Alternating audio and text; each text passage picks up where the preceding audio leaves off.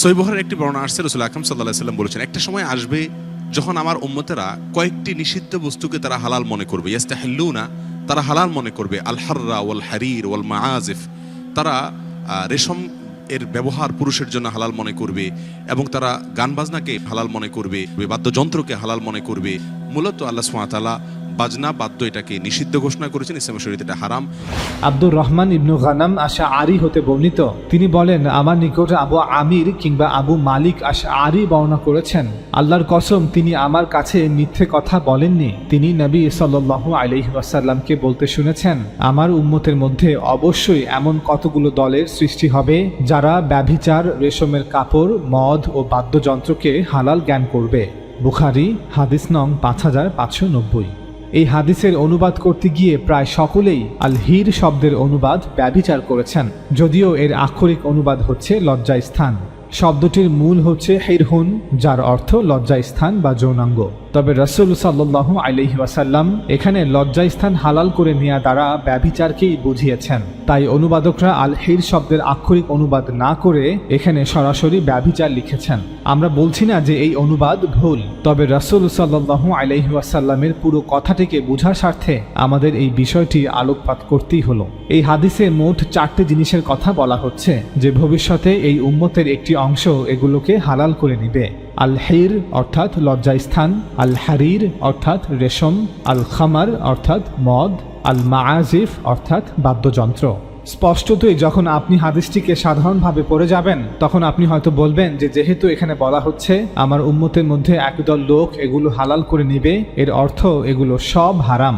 আমরা বলবো না, আমাদের আরো গভীর মনোযোগের সাথে হাদিসটি পড়া উচিত।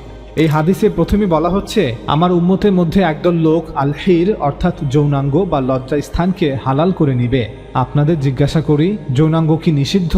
যদি আপনি বলেন যে যৌনাঙ্গ নিষিদ্ধ, তাহলে এর অর্থ হবে যৌন ইচ্ছা যা আল্লাহ আমাদের মধ্যে রেখেছেন তা মূলত নিষিদ্ধ।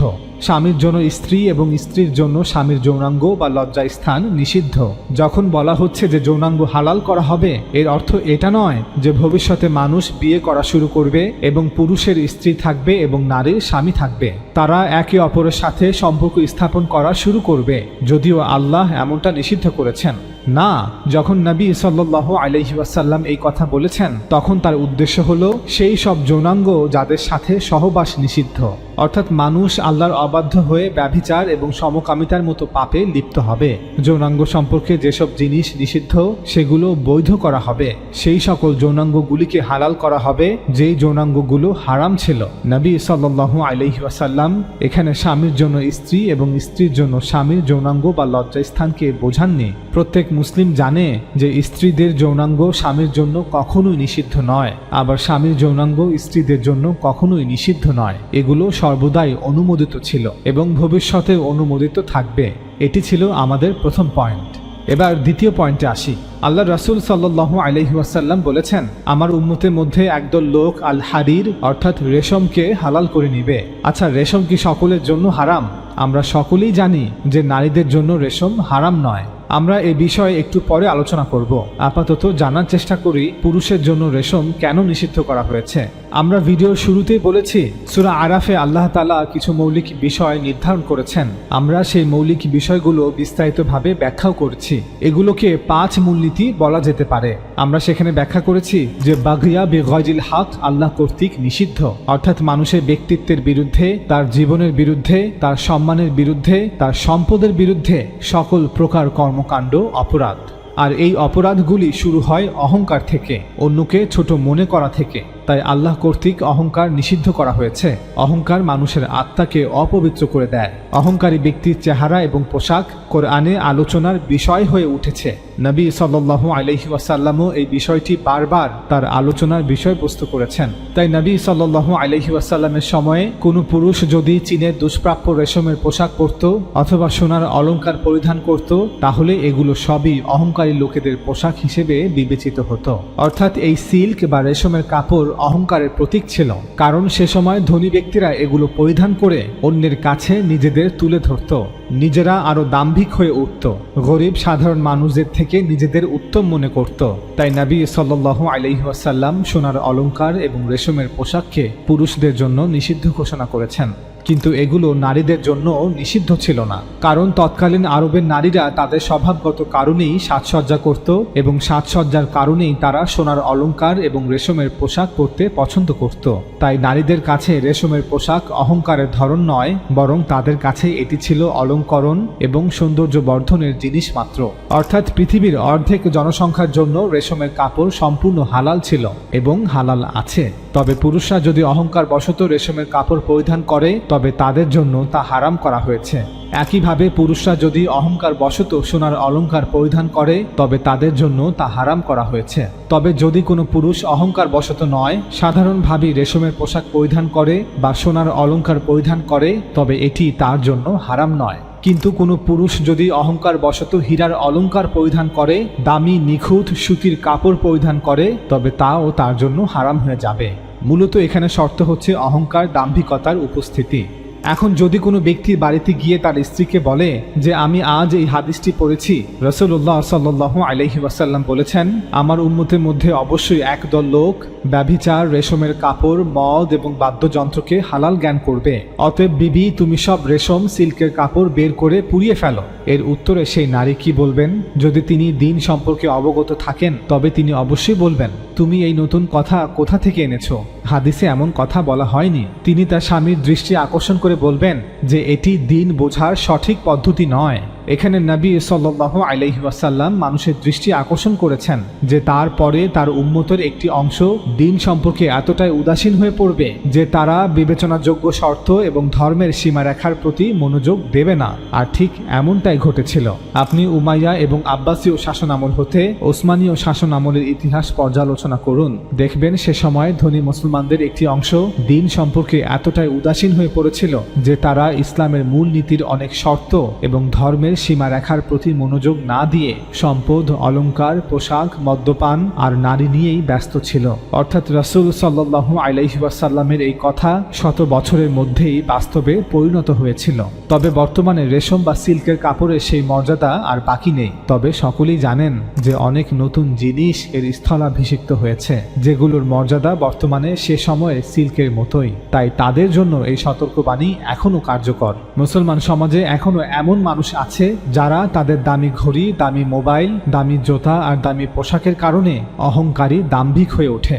এবার তৃতীয় পয়েন্টে আসি। আল্লাহ রাসূল সাল্লাল্লাহু আলাইহি ওয়াসাল্লাম বলেছেন আমার উম্মতের মধ্যে একদল লোক আল খামার অর্থাৎ মদ্যপানকে হালাল করে নিবে। কোরআন স্পষ্টভাবে বলে দিয়েছে যে এটি সম্পূর্ণভাবে যে কোনো অবস্থাতেই নিষিদ্ধ। ধরুন যদি এমন হতো যে কোরআনে শুধু বলা হয়েছে লা তাকরাবুস সালাহ ওয়া আনতুম সুকারা, অর্থাৎ মদ্যপান অবস্থায় নামাজ আদায় করো না, তাহলে আমরা বলতাম যে রাসূলের এই কথা যে আমার উম্মতের মধ্যে একদল লোক মদ্যপানকে হালাল করে নিবে এর উদ্দেশ্য হলো নামাজের সময় হয়েছে এবং মুয়াজ্জিন আজান দিচ্ছে, এতদ সত্ত্বেও কিছু লোক মসজিদে না এসে মদ্যপান করবে। আশা করি আপনারা বুঝতে পারছেন যে হাদিসকে কিভাবে কোরআনের আলোকে ব্যাখ্যা করতে হয়। কিন্তু যেহেতু কোরআনে স্পষ্টভাবে বলা হয়েছে যে মদ্যপান সর্বাবস্থায় হারাম, তাই এখন আর এভাবে ব্যাখ্যা করার সুযোগ নেই। এই হাদিসের সর্বশেষ এবং চতুর্থ পয়েন্ট ছিল আল মাআজিফ বা বাদ্যযন্ত্র। আল্লাহ রাসূল সাল্লাল্লাহু আলাইহি ওয়াসাল্লাম বলেছেন আমার উম্মতের মধ্যে একদল লোক আল মাআজিফ অর্থাৎ বাদ্যযন্ত্রকে হালাল করে নিবে। এর অর্থ হলো বাদ্যযন্ত্রকে এমন সকল গানেও ব্যবহার করা হবে যা শিরক এবং অশ্লীলতাকে সমর্থন দিচ্ছে। এটা কি সত্য নয় যে অতীত এবং বর্তমানে বাদ্যযন্ত্র ব্যাপকভাবে এই উদ্দেশ্যে ব্যবহৃত হচ্ছে? এমন সকল গানে বাদ্যযন্ত্র ব্যবহার করা হচ্ছে যে গানগুলো শিরক এবং অশ্লীলতাকে প্রকাশ্যে প্রচার করছে। চলচ্চিত্রের অশ্লীল গানগুলো তো বটেই, আমরা বলবো এমনকি বর্তমান সময়ে বেশিরভাগ শিরকি নাত এবং শিরকি কাওয়ালিগুলোতেও এই বাদ্যযন্ত্রগুলো বেপরোয়াভাবে বিভিন্ন মাজার এবং ওরসে ব্যবহৃত হচ্ছে। এই ভয়ঙ্কর পরিস্থিতি বাস্তবতা হলেও আমরা বলবো এখানে বাদ্যযন্ত্রকে সাধারণভাবে হারাম বলার সুযোগ নেই, বরং এর ব্যবহারকে হারাম বলতে হবে। অর্থাৎ অশ্লীল বা ফাহেসা কথা আছে এমন গানগুলোকে আরো শ্রুতি মধুর করতে বাদ্যযন্ত্রের ব্যবহার হারাম। শিরক যুক্ত কথা আছে এমন নাত, গজল এবং কাওয়ালি গানগুলোতে বাদ্যযন্ত্রের ব্যবহার হারাম এবং এগুলো শোনাও হারাম। এই হাদিসটিকে ভালো করে লক্ষ্য করলে দেখবেন যে এখানে একটি ফাহেসা আসরের পূর্ণ চিত্র আমাদের সামনে তুলে ধরা হয়েছে। হয়েছে যে রাতের আসরগুলোতে বাদ্যযন্ত্রের তালে তালে নারীরা ফাহেসা গান গাইছে আর নৃত্য করছে, আর একদল চরিত্রহীন সম্পদশালী লোক রেশমের পোশাক পরিহিত অবস্থায় মদ্যপান করছে। অতঃপর আসর শেষে তারা সেই নারীদের সাথে জিনা ও ব্যভিচারে লিপ্ত হচ্ছে। অতএব আমাদের দাবি হচ্ছে এই হাদিসে একটি আসরের কথা বলা হচ্ছে, যে আসরে এই 4টি কাজ একসাথে করা হবে। প্রমাণ হিসেবে আপনাদের সামনে একটি হাদিস উপস্থাপন করছি। সেই একই সাহাবী আবু মালিক আল আশারী রাদিয়াল্লাহু তাআলা আনহু থেকে বর্ণিত, তিনি বলেন, রাসূলুল্লাহ সাল্লাল্লাহু আলাইহি ওয়াসাল্লাম বলেছেন, আমার উম্মতের কতক লোক মদের ভিন্নতর নামকরণ করে তা পান করবে, আর মদ্যপান অবস্থায় তাদের সামনে বাদ্য বাজনা চলবে এবং গায়িকা নারীরা গীত পরিবেশন করবে। আল্লাহ তাআলা এদেরকে মাটির নিচে ধসিয়ে দিবেন এবং তাদের কতককে বানর ও শূকরে রূপান্তরিত করবেন। সুনান ইবনু মাজাহ, হাদিস নং 4020। সেই একই সাহাবী আবু মালিক আল আশারী রাদিয়াল্লাহু তাআলা আনহু থেকে বর্ণিত, তিনি বলেন, আল্লাহ রাসূল সাল্লাল্লাহু আলাইহি ওয়াসাল্লাম বলেছেন, অবশ্যই আমার উম্মতের কিছু লোক মদের নাম পরিবর্তন করে তা পান করবে। মদ্যপান অবস্থায় তাদের মাথার উপরে বাদ্যযন্ত্র বাজানো হবে এবং নর্তকী নাচবে। আল্লাহ তাদেরকে মাটির নিচে ধসিয়ে দেবেন এবং বানর ও শূকরে পরিণত করবেন। ইবনে হিব্বান 6758, তাবারানি 3342, বাইহাকি 17160, সাহিহুল জামে 5454। লক্ষ্য করুন, বুখারীর হাদিসটি বর্ণনা করেছিলেন আবু মালিক আল আশআরী রাদিয়াল্লাহু তাআলা আনহু, এবং এই দুটি হাদিসও বর্ণিত হয়েছে আবু মালিক আল আশআরী রাদিয়াল্লাহু তাআলা আনহু হতে। অর্থাৎ রাসূল সাল্লাল্লাহু আলাইহি ওয়াসাল্লাম হয়তো একটি আসরের কথাই বলেছিলেন, যেখানে মদ্যপান হবে, গান বাজনা হবে, নারীদের নৃত্য হবে এবং তা শেষ হবে ব্যভিচারের মাধ্যমে। হয়তো আবু মালিক আল আশআরী রাদিয়াল্লাহু তাআলা আনহুও এই আসরের কথাই বলেছিলেন, কিন্তু বর্ণনাকারীদের মধ্যে কেউ কেউ এই হাদিসটিকে যথাযথভাবে মনে রাখতে না পেরে এই 4টি জিনিসকে আলাদাভাবে বর্ণনা করেছেন। আশা করি আমরা প্রমাণ করতে পেরেছি যে হাদিসটিতে একটি আসরের কথা বলা হচ্ছে, যেখানে এই 4টি কাজ একসাথে করা হবে। আপনি উমাইয়া শাসনামল হতে আব্বাসীয় শাসনামলের ইতিহাস পর্যালোচনা করুন, দেখবেন সে সময় মুসলিম রাজবংশ এবং ধনী মুসলমানদের একটি অংশ, যারা দিন সম্পর্কে ছিল উদাসীন, তারা ইসলামের মূল নীতির অনেক শর্ত এবং ধর্মের সীমারেখার প্রতি মনোযোগ না দিয়ে সম্পদ, অলংকার, পোশাক, মদ্যপান আর নারী নিয়েই ব্যস্ত ছিল। তারাই রাতের অন্ধকারে এ ধরনের আসর জমাতো, যেমনটা বর্তমান আধুনিক বিশ্বে অনেক মুসলিম প্রধান দেশেও নাইট ক্লাবগুলোতে হয়ে থাকে। নাইট ক্লাবগুলোতে এগুলোরই উলঙ্গ উপস্থাপন হয়ে থাকে। দামি পোশাক, মদ, মিউজিক, অশ্লীল নৃত্য, নারী এবং জিনা, ব্যভিচার। সুতরাং এই হাদিসে বাদ্যযন্ত্রের নিন্দা করা হয়নি, বরং এখানে একটা আসরের বিবরণ দেয়া হয়েছে। বুখারীর সবচেয়ে প্রসিদ্ধ ব্যাখ্যা গ্রন্থ ফাথুল বারিতে ইবনু আরাবি থেকে ইবনে হাজার আল আসকালানি উল্লেখ করেছেন যে এই হাদিসে ইস্তেহলাল অর্থ ইস্তেরসাল অর্থ অতিরিক্ত করা। মদ, রেশম, যৌনতা ও গান বাদ্যে মজে থাকা। মদ, গাঁজা, ড্রাগস, অবাধ যৌনতা এবং হারাম বিনোদনে গান ও বাদ্যযন্ত্র ব্যবহার করা হলে সেই গান ও বাদ্যযন্ত্র হারাম বলে বিবেচিত হবেই। অর্থাৎ গান বাজনা যখন নেশা ও যৌনতার ন্যায় হারাম কাজে সহায়ক উপকরণ হিসেবে ব্যবহার করা হবে, তখনই এই শর্তযুক্ত পরিস্থিতিতে বাদ্যযন্ত্র নিন্দার আওতায় আসবে। একবিংশ শতাব্দীর বিখ্যাত মিশরীয় আলেম ইউসুফ আল কারদাভি বুখারীর এই হাদিসটি উল্লেখ করে বলেন, হাদিসটি এমন একদল মানুষ সম্পর্কে কথা বলছে যারা নিজেদেরকে বিলাসিতা, মদ্যপান এবং গান বাজনায় মত্ত রাখে। চলুন এবার বুখারীর এই হাদিসটির বাকি অংশটুকু আপনাদের পড়ে শোনাই। তেমনি অনেক দল হবে যারা পাহাড়ের ধারে বসবাস করবে। বিকালবেলায় যখন তারা পশুপাল নিয়ে ফিরবে, তখন তাদের নিকট কোনো অভাব নিয়ে ফকির আসলে তারা বলবে, আগামী দিন সকালে তুমি আমাদের নিকট এসো। এদিকে রাতের অন্ধকারেই আল্লাহ তাদের ধ্বংস করে দেবেন, পর্বতটি ধসিয়ে দেবেন, আর বাকি লোকদেরকে তিনি কিয়ামতের দিন পর্যন্ত বানর ও শূকর বানিয়ে রাখবেন। এখন আপনারাই বলুন, ফকিরকে ভিক্ষা দেয়া তো মুস্তাহাব। মুস্তাহাব ত্যাগ করা কি হারাম? মুস্তাহাব ত্যাগ করা কি গুনাহ বা অপরাধ?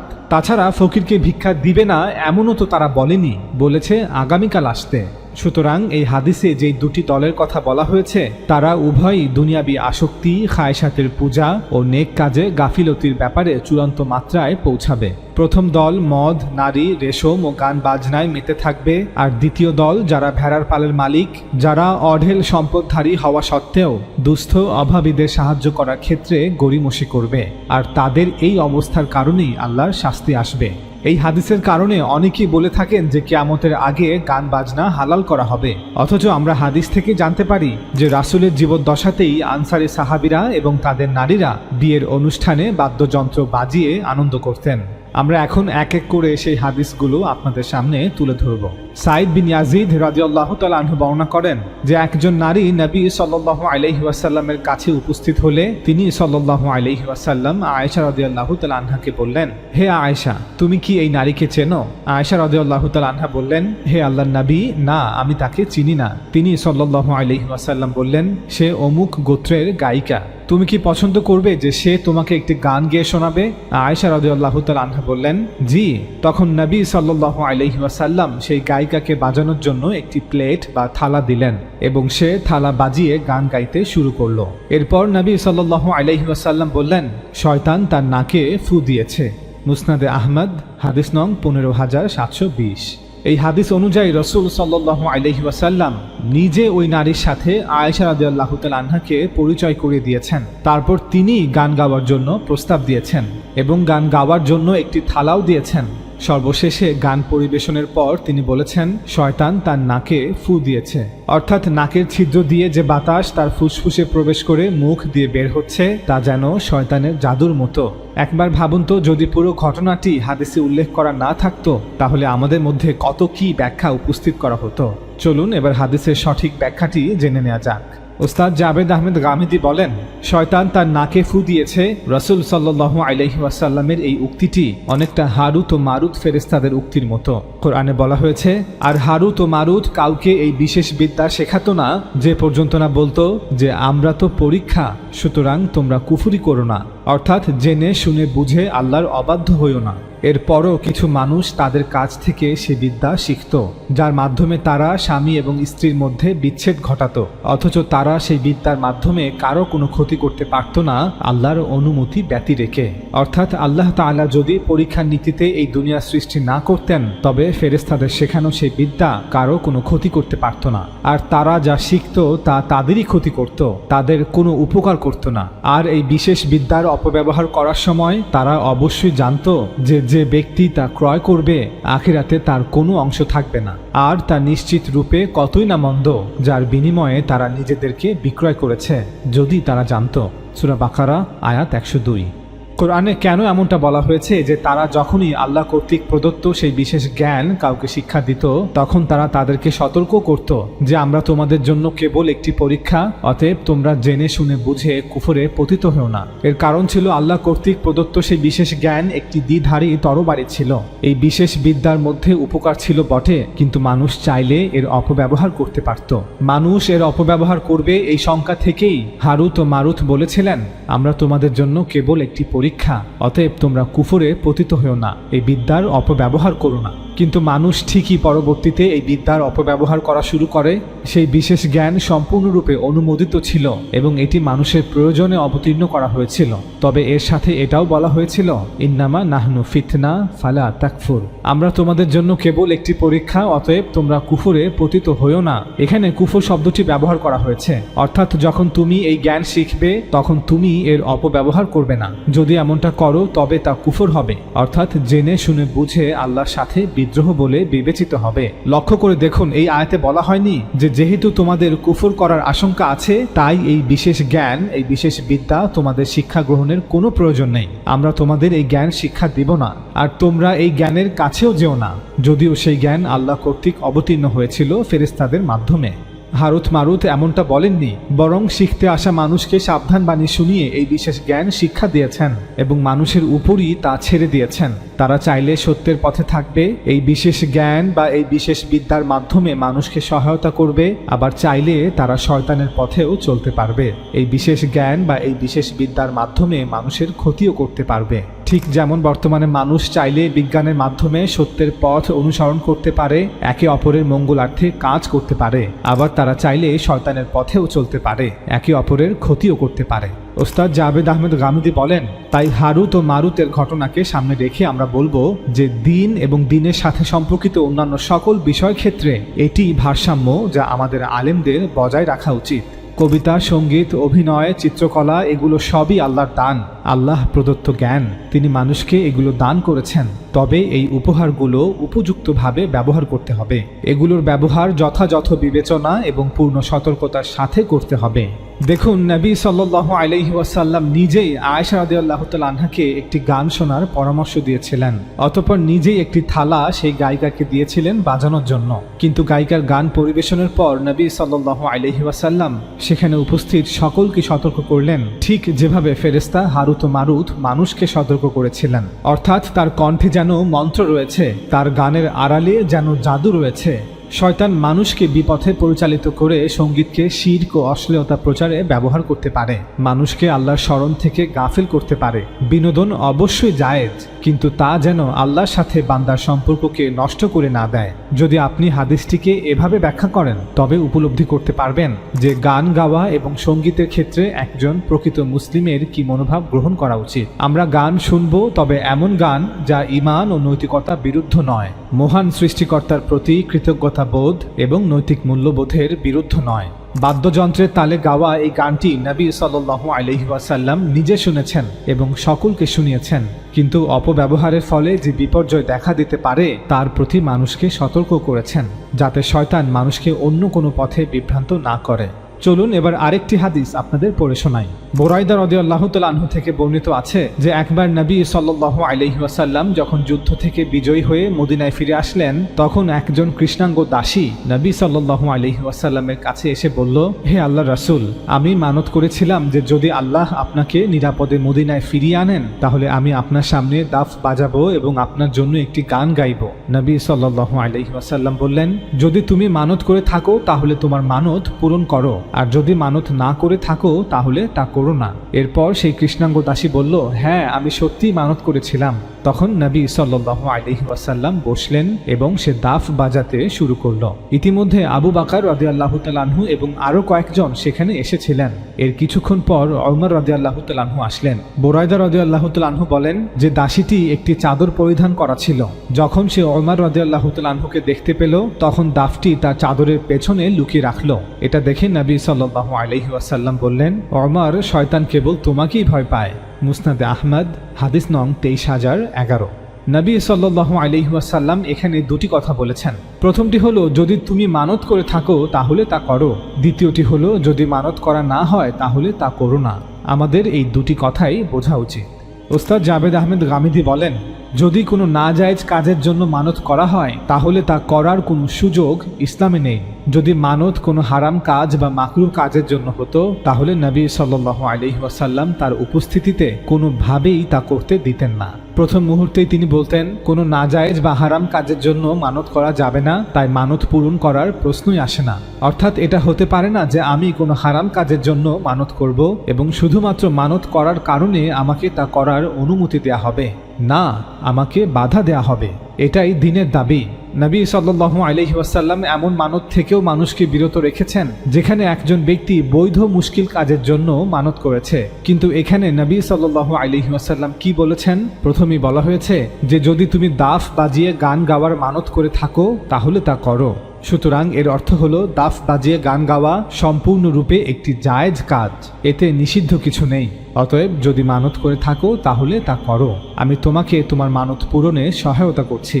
এখন প্রশ্ন হলো, তাহলে কেন বলা হয়েছিল যে আর যদি মানত না করে থাকো তাহলে তা করো না? উত্তর, নবী সাল্লাল্লাহু আলাইহি ওয়াসাল্লাম ব্যক্তিগতভাবে এটা চাচ্ছিলেন না যে বিজয় উদযাপনের জন্য তার সামনে গান গাওয়া হোক।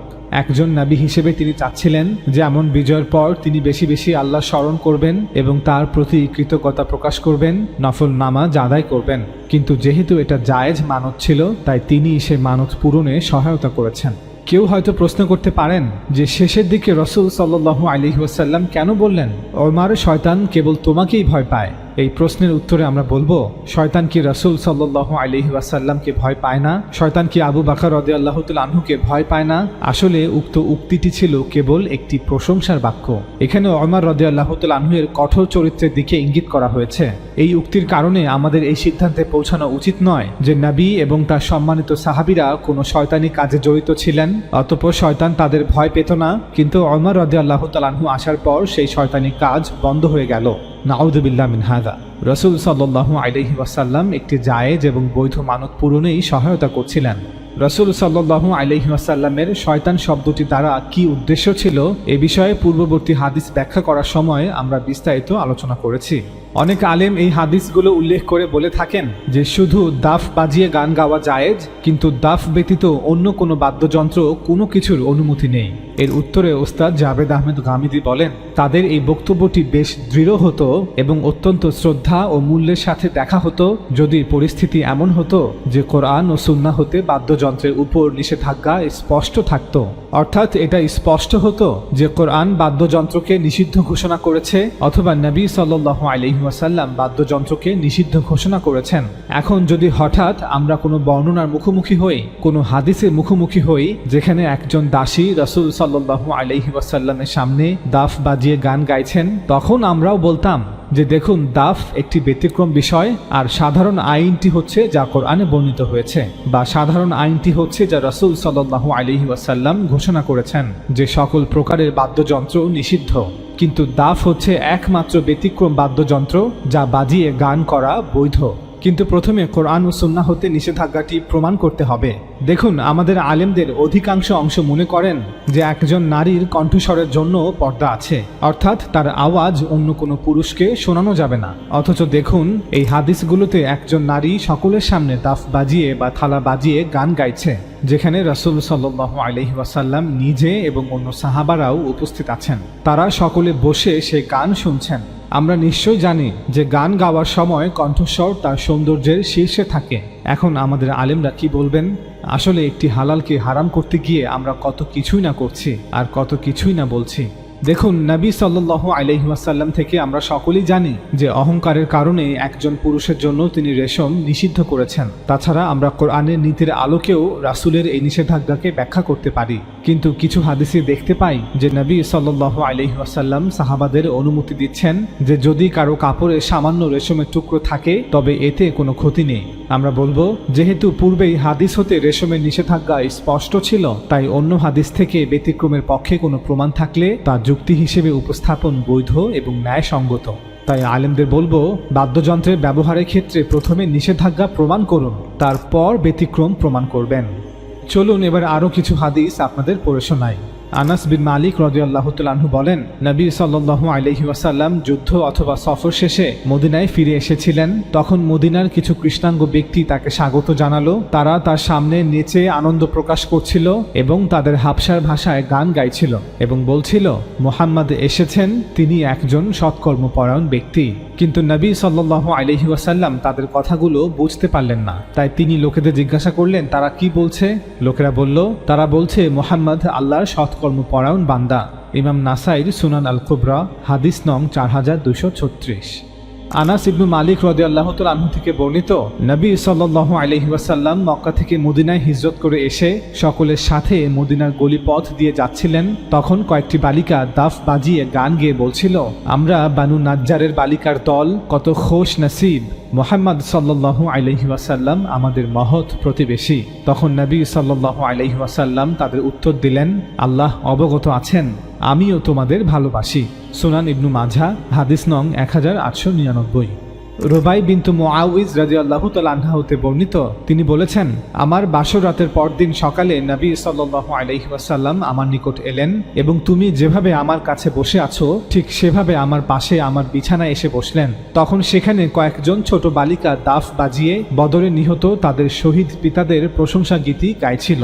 শেষে একটি বালিকা বলে উঠল, আমাদের মাঝে এমন একজন নবী আছেন যিনি জানেন আগামীকাল কি হবে, অর্থাৎ তিনি এমন নবী যিনি ভবিষ্যতের জ্ঞান রাখেন। তখন নবী সাল্লাল্লাহু আলাইহি ওয়াসাল্লাম বললেন, এমন কথা বলবে না, বরং আগে যা বলেছিলে তাই বলো। বুখারী, হাদিস নং 4001। আবুল হোসেন খালিদ আল মাদানী থেকে বর্ণিত, তিনি বলেন, আমরা এক আশুরার দিন মদিনায় ছিলাম। বালিকারা দাফ বাজাচ্ছিল এবং গান গাচ্ছিল। এরপর আমরা রুবাই বিনতে মুআউইজ রাদিয়াল্লাহু তাআলা আনহার নিকট উপস্থিত হলাম এবং ঘটনাটি তাকে জানালাম। তিনি বলেন, আমার বিবাহ বেলা রাসূল সাল্লাল্লাহু আলাইহি ওয়াসাল্লাম আমার নিকট আসেন। তখন আমার নিকট দুটি বালিকা গান গাচ্ছিল এবং বদর যুদ্ধে নিহত আমার পিতৃপুরুষদের কীর্তিগাথা গাইছিল। তারা এও বলছিল, আমাদের মধ্যে এমন একজন নবী আছেন যিনি আগামীকালের খবর জানেন।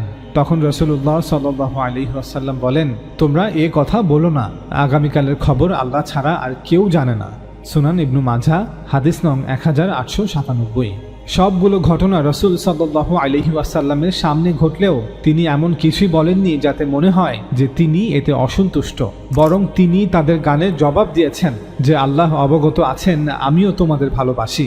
অন্য আরেকটি ঘটনায় যখন গানের মধ্যে আপত্তিকর কিছু বলা হয়েছে তখন নবী সাল্লাল্লাহু আলাইহি ওয়াসাল্লাম মেয়েদের দৃষ্টি আকর্ষণ করে এটা বলেননি যে তোমরা এই গান বন্ধ করো, না, বরং তিনি বলেছেন তোমরা গানের মধ্যে এই লাইনটি বলো না। স্পষ্টতই যদি দাফ বাজানো নিষিদ্ধ হতো, যদি রাস্তায় নেচে গিয়ে আনন্দের সাথে মেয়েদের গান গাওয়া নিষিদ্ধ হতো, তাহলে নবী সাল্লাল্লাহু আলাইহি ওয়াসাল্লাম অবশ্যই এই ক্ষেত্রে সকলের দৃষ্টি আকর্ষণ করে বলতেন তোমরা এগুলো করো না। এর মাধ্যমে এটা স্পষ্ট যে নবী সাল্লাল্লাহু আলাইহি ওয়াসাল্লাম গান গাওয়া বা সঙ্গীতে ব্যবহৃত বাদ্যযন্ত্রের বিষয়ে আপত্তি করেননি, বরং তিনি তাদেরকে গানের মধ্যে এমন কথা বলতে নিষেধ করেছেন যা তার সম্পর্কে একটি ভুল কথা ছিল। অর্থাৎ তিনি কেবল কন্টেন্ট বা বিষয়বস্তু সম্পর্কে মন্তব্য করেছেন। সঙ্গীত এবং বাদ্যযন্ত্র সম্পর্কে সঠিক মনোভাব এটাই যা নবী সাল্লাল্লাহু আলাইহি ওয়াসাল্লাম দেখিয়েছেন। সকল মুসলমানদের এই মনোভাবই গ্রহণ করা উচিত। এই শিক্ষাটি এই বর্ণনাগুলোতে এতটা স্পষ্ট যে দ্বিতীয় মতামতের বা দ্বিতীয় কোনো ব্যাখ্যা করার কোনো অবকাশ নেই। চলুন এবার আরেকটি হাদিস আপনাদের পড়ে শোনাই। আবু বালদ ফাজারি বলেন, আমি মুহাম্মদ বিন হাতিব রাদিয়াল্লাহু তাআলা আনহুকে বলেছিলাম যে আমি 2 জন নারীকে বিয়ে করেছি, তবে আমার কোনো বিয়েতেই দাফ বাজানো হয়নি। এর উত্তরে তিনি বলেন, তুমি এটা খুবই খারাপ কাজ করেছো। নবী সাল্লাল্লাহু আলাইহি ওয়াসাল্লাম বলেছেন যে হালাল এবং হারামের মধ্যে পার্থক্য হলো বিয়ে শাদীর অনুষ্ঠানের সময় ঘর থেকে বেরিয়ে আসা গানের আওয়াজ এবং দাফ বাজানোর আওয়াজ। মুসনাদে আহমদ হাদিস নং 18280। মুহাম্মদ বিন হাতিব রাদিয়াল্লাহু তাআলা আনহু বলছেন যে বিয়ে হয়েছে 2 বার হয়েছে আর সেখানে গান গাওয়া হয়নি, দাফ বাজানো হয়নি। তোমরা তো বিয়েকে অন্য কথায় জানাজায় পরিণত করেছো। এটা কেমন বিয়ে? তুমি সত্যিই খুব খারাপ কাজ করেছো। রাসূলুল্লাহ সাল্লাল্লাহু আলাইহি ওয়াসাল্লাম বলেছেন, জায়েজ বিবাহ এবং নাজায়েজ বিবাহের মধ্যে পার্থক্য হলো বিয়ের সময় আত্মীয় স্বজন পাড়া প্রতিবেশী গান বাজনা করবে, দাফ বাজাবে, আনন্দ উল্লাস হবে। অর্থাৎ বিবাহ এবং ব্যভিচারের মধ্যে এটাই হচ্ছে পার্থক্য। যদি কেউ ব্যভিচার করে বা গোপনে বিবাহ করে তাহলে সে কি করবে? সে তা গোপন করার চেষ্টা করবে। কিন্তু ইসলামে যে বিবাহ রয়েছে এবং যা আল্লাহ মুসলমানদের মধ্যে একটি ইবাদত হিসেবে জারি করেছেন, যখনই আমরা এই বিবাহের ব্যবস্থা করব, আমরা আমাদের নিকট আত্মীয় পাড়া প্রতিবেশীদের অংশগ্রহণের ব্যবস্থা করব। সেখানে গান বাজনা হবে, আনন্দ উল্লাস হবে, বিবাহকে উদযাপন করা হবে। মানুষ জানবে যে এই হচ্ছে বর এবং এই হচ্ছে কনে। সমাজের সকলে সাক্ষী থাকবে যে তারা একে অপরের স্বামী স্ত্রী। বর্তমানে দেখা যায় যে মুসলমান সমাজের অনেক নারী পুরুষ এত গোপনে বিয়ে করেন যে তাদের বিবাহের বিষয়ে তাদের বাবা মা, ভাই বোন, আত্মীয় স্বজন, পাড়া প্রতিবেশী কেউ কিছুই জানে না। অথচ তারা যেন তেন ভাবে 2 জন সাক্ষী ব্যবস্থা করে বিয়ে করে নেন। এমনকি অনেক আলেম আছে যারা দ্বিতীয় তৃতীয় বিয়ে করছে, অথচ তার প্রথম স্ত্রী এবং সন্তানরা জানে না যে তাদের বাবা আরেকটি বিয়ে করেছে। তার পিতামাতা জানে না যে তাদের পুত্র আরেকটি বিয়ে করেছে। প্রথম স্ত্রী জানে না দ্বিতীয় স্ত্রীর কথা, আবার দ্বিতীয় স্ত্রী জানে না তৃতীয় স্ত্রীর কথা। ইসলামে আনুষ্ঠানিকভাবে 2 জন সাক্ষী রাখা হয় ভবিষ্যতের আইনি বিষয়গুলোকে সমাধান করার জন্য। এর অর্থ এই নয় যে আপনি গোপনে একের পর এক বিয়ে করবেন, অথচ পৃথিবীর 2 জন ব্যক্তি ছাড়া আর কেউ জানে না যে আপনারা স্বামী স্ত্রী সম্পর্কে আবদ্ধ। চলুন এবার আরেকটি হাদিস আপনাদের পড়ে শোনাই। আয়েশা রাদিয়াল্লাহু তাআলা আনহা হতে বর্ণিত, তিনি বলেন, একদিন আমার ঘরে আবু বকর রাদিয়াল্লাহু তাআলা আনহু এলেন। তখন আমার কাছে আনসারী 2টি মেয়ে বুয়াস যুদ্ধের দিন আনসারীগণ পরস্পর যা বলছিলেন সে সম্পর্কে গান গাইছিল। আয়েশা রাদিয়াল্লাহু তাআলা আনহা বলেন, তারা কোনো পেশাদার গায়িকা ছিল না। আবু বকর রাদিয়াল্লাহু তাআলা আনহু এসব দেখে বললেন, আল্লাহর রাসূলের ঘরে শয়তানি বাদ্যযন্ত্র। এটি ছিল ঈদের দিন। তখন আল্লাহর রাসূল সাল্লাল্লাহু আলাইহি ওয়াসাল্লাম বললেন, হে আবু বকর, প্রত্যেক জাতির জন্যই আনন্দ উৎসব রয়েছে, আর এ হলো আমাদের আনন্দের দিন, অর্থাৎ আজ ঈদের দিন। বুখারী হাদিস নং 949 এবং 952। যদিও ধর্মীয় মানসিকতা এই বিষয়গুলো সম্পর্কে সংবেদনশীল হয়ে ওঠে, তবে নবী সাল্লাল্লাহু আলাইহি ওয়াসাল্লামের শিক্ষা হলো আমাদের সঠিক ভারসাম্য বজায় রাখা উচিত। প্রত্যেকটি জিনিসকে তার সঠিক প্রেক্ষাপট এবং স্থানে রেখে বিবেচনা করা উচিত। কোনো কোনো ক্ষেত্রে কোনো নির্দিষ্ট কার্যকলাপ কেবল অনুমোদিত নয়, বরং সেটাই স্বাভাবিক। মানুষের ফিতরা অর্থাৎ মানব প্রকৃতি এটিই দাবি করে। আবু বকর রাদিয়াল্লাহু তাআলা আনহু এর শয়তান শব্দটি দ্বারা কি উদ্দেশ্য ছিল এ বিষয়ে পূর্ববর্তী একটি হাদিস ব্যাখ্যা করার সময় আমরা বিস্তারিত আলোচনা করেছি। তবুও সংক্ষেপে বলবো যে এখানে এই শয়তানি বাদ্যযন্ত্র মন্তব্যটি আরবের পৌত্তলিক যুগের বাদ্যযন্ত্রের ব্যবহারের কথা বিবেচনা করে করা হয়েছে, যা আমরা আমাদের সময়েও দিনরাত দেখি। অর্থাৎ বর্তমান সময়ের ন্যায় তৎকালীন সময়েও বাদ্যযন্ত্রের অধিকাংশ ব্যবহার ছিল মূলত অপব্যবহার। তাই আবু বকর রাদিয়াল্লাহু তাআলা আনহু এমনটা বিবেচনা করেই শয়তানি বাদ্যযন্ত্র এই কথাটি বলেছিলেন। কিন্তু নবী সাল্লাল্লাহু আলাইহি ওয়াসাল্লাম তার কর্মকাণ্ড থেকে স্পষ্ট করে দিয়েছিলেন যে এগুলোর কোনোটি আসলে নিষিদ্ধ নয়। গান গাওয়া নিষিদ্ধ নয়, এমনকি মেয়েদের গান গাওয়াও নিষিদ্ধ নয়। যদি আপনি একজন পুরুষ হয়েও তাদের গান শোনেন তাও নিষিদ্ধ নয়, যেমনটা নবী সাল্লাল্লাহু আলাইহি ওয়াসাল্লাম শুনছিলেন। আর যেহেতু দাফ বাজানো হচ্ছিল তাই স্পষ্টতই বাদ্যযন্ত্রের সাথে গান গাওয়াও নিষিদ্ধ নয়। নবী সাল্লাল্লাহু আলাইহি ওয়াসাল্লাম এই সমস্ত কিছু তার আমলের মাধ্যমে স্পষ্ট করে দিয়েছেন। তবে বাদ্যযন্ত্রের ব্যবহার ঠিক করবে বাদ্যযন্ত্র এবং সঙ্গীতের কতটুকু অংশ নিষিদ্ধ হবে। চলুন এবার আরও কিছু হাদিস আপনাদের পড়ে শোনাই। আমির বিন সাদ বাজলি বর্ণনা করেন, তিনি বলেন যে এক বিবাহ অনুষ্ঠানে আমি কারজা বিন কাব, আবু মাসুদ আনসারি এবং সাবিত বিন জায়েদের কাছে বসেছিলাম। তখন আমি দেখলাম যে কিছু মেয়ে দাফ বাজাচ্ছে এবং গান গাইছে। আমি বললাম, সুবহানাল্লাহ, আপনারা সবাই নবী সাল্লাল্লাহু আলাইহি ওয়াসাল্লামের সাহাবী, বদরের যুদ্ধে অংশগ্রহণকারী, অথচ এসব আপনাদের নাকের ডগায় ঘটছে। আপনাদের সামনে মেয়েরা গান গাইছে আর বাদ্য বাজাচ্ছে, আর আপনারা কিছুই বলছেন না। তখন কারজা বিন কাব এবং আবু মাসুদ আনসারি বললেন, যদি তুমি চাও তাহলে আমাদের সাথে এটি শুনতে পারো, আর যদি না চাও তাহলে চলে যেতে পারো, কারণ আমাদেরকে বিবাহের সময় গান গাওয়া এবং মৃতদের জন্য কান্না করার অনুমতি দেওয়া হয়েছে, যদি সেই কান্নায় বিলাপ করা না হয়। ইমাম নাসাইর সুনান আল কুবরা, হাদিস নং 5539। আনাস বিন মালিক রাদিয়াল্লাহু তাআলা আনহু বর্ণনা করেন যে নবী সাল্লাল্লাহু আলাইহি ওয়াসাল্লাম এক সফরে ছিলেন। তার সাথে ছিল একজন কৃষ্ণাঙ্গ যুবক যার নাম ছিল আনজাসা। তার কণ্ঠস্বর ছিল চমৎকার। নবী সাল্লাল্লাহু আলাইহি ওয়াসাল্লামের স্ত্রীগণ যেই উটগুলোর উপর আরোহিত ছিলেন সে ওই উটগুলো পরিচালনা করত এবং সে সময় গান গাইত। সাধারণত সফরের সময় উটের চলার গতি বাড়ানোর জন্য গান গাওয়া হতো। আনজাসা ভালো গান গেয়ে কাফেলার উটের গতি বাড়িয়ে দিয়েছিল। আনাস রাদিয়াল্লাহু তাআলা আনহু বলেন, তখন নবী সাল্লাল্লাহু আলাইহি ওয়াসাল্লাম বললেন, তোমার জন্য আফসোস আনজাসা, এই আফগিনদের অর্থাৎ এই মাটির তৈরি নরম পাত্রদের একটু ধীরে চালাও। অর্থাৎ রাসূল সাল্লাল্লাহু আলাইহি ওয়াসাল্লাম বলছেন, আনজাসা, একটু নিচু স্বরে গান গাও। তোমার কণ্ঠস্বরে এমন এক অসাধারণ ক্ষমতা আছে যে উটগুলো তার গতি একটু বেশি বাড়িয়ে দিয়েছে। নারীরা উটের উপর বসে আছে। যদি তুমি এইভাবে গান করে উটগুলি এত গতিতে এগিয়ে নিয়ে যাও তাহলে তাদের ক্ষতি হওয়ার আশঙ্কা আছে। রাসূল সাল্লাল্লাহু আলাইহি ওয়াসাল্লাম এখানে গান গাওয়ার সমালোচনা করেননি, বরং ধীরে চলতে বলেছেন। মুসনাদে আহমদ, হাদিস নং 13377। ওমর ইবনে খাত্তাব রাদিয়াল্লাহু তাআলা আনহু বর্ণনা করেন যে নবী সাল্লাল্লাহু আলাইহি ওয়াসাল্লাম তার এক সফরে আব্দুল্লাহ বিন রাওয়াহাকে বললেন, হে আব্দুল্লাহ, তুমি কি আমাদের উটগুলোর গতি একটু বাড়িয়ে দিবে? আব্দুল্লাহ জবাব দিলেন, আমি ইহুদির গান গাওয়া বন্ধ করে দিয়েছি। সফরের সময় উটের চলার গতি বাড়ানোর জন্য যে গান গাওয়া হতো তাকে হুদি বলা হয়। আব্দুল্লাহ বিন রাওয়াহা রাদিয়াল্লাহু তাআলা আনহুর কথা শুনে ওমর রাদিয়াল্লাহু তাআলা আনহু বললেন, শোনো এবং ইতাআত করো। অর্থাৎ তুমি হুদির গান গাওয়া বন্ধ করে দিয়েছো, এটা কেমন জবাব? অথচ তোমাকে নবী সাল্লাল্লাহু আলাইহি ওয়াসাল্লাম বলছেন। তখন আব্দুল্লাহ বিন রাওয়াহা এই পংক্তিগুলো গাইলেন, হে আল্লাহ, যদি আপনার এনায়েত না হতো তাহলে আমরা না হেদায়েত পেতাম, না সদকা দিতাম, না আমরা নামাজ পড়তাম। তাই এখন আমাদের উপর আপনার সাকিনা নাজিল করুন এবং শত্রুর সাথে সংঘর্ষের সময় আমাদেরকে ময়দানে অবিচল রাখুন। নবী সাল্লাল্লাহু আলাইহি ওয়াসাল্লাম যখন এই পবিত্র বাক্যগুলি শুনলেন তখন বললেন, হে আল্লাহ, তার উপর রহম করুন। ওমর রাদিয়াল্লাহু তাআলা আনহু তৎক্ষণাৎ বললেন, এখন তো রহমত বাধ্যতামূলক হয়ে গেল। ইমাম নাসাইর সুনান আল কুবরা, হাদিস নং 8193। সঙ্গীত এবং বাদ্যযন্ত্র বিষয়ে হাদিসের কিতাবগুলোতে হাসান এবং সাহি পর্যায়ের যে রাওয়ায়াতগুলো আছে আমরা এতক্ষণ সেগুলো এক এক করে আপনাদের সামনে উপস্থাপন করলাম। এই রাওয়ায়াতগুলোতে কোথাও আপনি স্পষ্টভাবে এমন শব্দ পাবেন না যেখানে বলা হয়েছে বাদ্যযন্ত্র ও সঙ্গীত সম্পূর্ণ নিষিদ্ধ, এর ধারের কাছেও যেও না, এগুলো শয়তানের কাজ। তাই জাহিরি মাযহাবের বিখ্যাত আলেম ইবনে হাজাম সকল হাদিস গ্রন্থ পর্যালোচনা করে বলেছেন যে বাদ্যযন্ত্রকে হারাম করে যত হাদিস যা কিছু বর্ণিত হয়েছে তার সবগুলোই বাতিল ও বানোয়াট। অর্থাৎ বাদ্যযন্ত্রকে হারাম সাব্যস্ত করে এমন একটি হাদিসও সহি নয়। এদিকে সুফি মাযহাবের সর্বশ্রেষ্ঠ দুজন আলেম ইমাম গাজ্জালি এবং ইবনে আরাবি ওনারাও বলেছেন যে বাদ্যযন্ত্রকে হারাম ঘোষণা করে এমন একটি হাদিসও সহি নয়।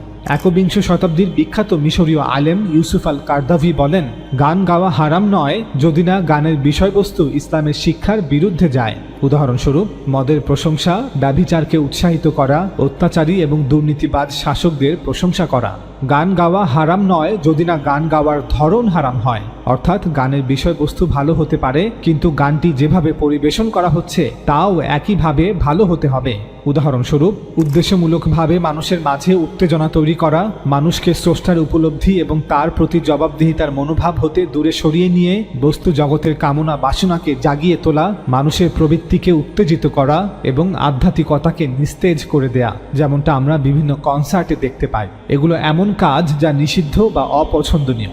গান গাওয়া হারাম নয় যদি না গান গাওয়ার সাথে নিষিদ্ধ কিছু ব্যবহার করা হয়। উদাহরণস্বরূপ, মদ্যপান, নগ্নতা, পুরুষের সাথে নারীর দৃষ্টিকটু মেলামেশা, যা বিভিন্ন বার, পাব এবং নাইট ক্লাবে হয়ে থাকে। অথবা ধরুন একজন নারী শত শত দর্শকের সামনে দেশাত্মবোধক গান গাইছেন কিন্তু তার পোশাক অশ্লীল। গান গাওয়া হারাম নয়, তবে আমাদের মনে রাখতে হবে যে ইসলাম সব কিছুতেই বাড়াবাড়ি নিষিদ্ধ ঘোষণা করেছে। অবসর ও বিনোদনের ক্ষেত্রেও বাড়াবাড়ি করা উচিত নয়, যদিও তা অনুমোদিত হয়ে থাকে। আমাদের জেনে রাখা উচিত যে মহান আল্লাহ প্রত্যেককে তার জীবন এবং বিশেষ করে তার যৌবন সম্পর্কে জিজ্ঞাসা করবেন। সুতরাং বাদ্যযন্ত্র এবং সঙ্গীত হালাল এর অর্থ এই নয় যে অশ্লীল গান, নারী পুরুষের অশ্লীল নৃত্য, অর্ধনগ্ন পোশাক, বেহায়াপনা এগুলো হালাল। একইভাবে নাটক, সিনেমা হালাল, কিন্তু এর অর্থ এই নয় যে নারী পুরুষের অশ্লীল দৃশ্য, নারী পুরুষের অশ্লীল নৃত্য, অর্ধনগ্ন পোশাক, বেহায়াপনা হালাল হয়ে গিয়েছে। ওস্তাদ জাবেদ আহমেদ গামিদি বলেন, তাই আমরা বলবো আমাদের উচিত হবে মানুষকে শিক্ষিত করা, মানুষের নৈতিক মূল্যবোধগুলোকে জাগিয়ে তোলা, যাতে তারা অশ্লীলতা সম্পর্কে সচেতন হয় এবং তারা নিজেরাই হালাল ও হারামের মধ্যে পার্থক্য করতে পারে।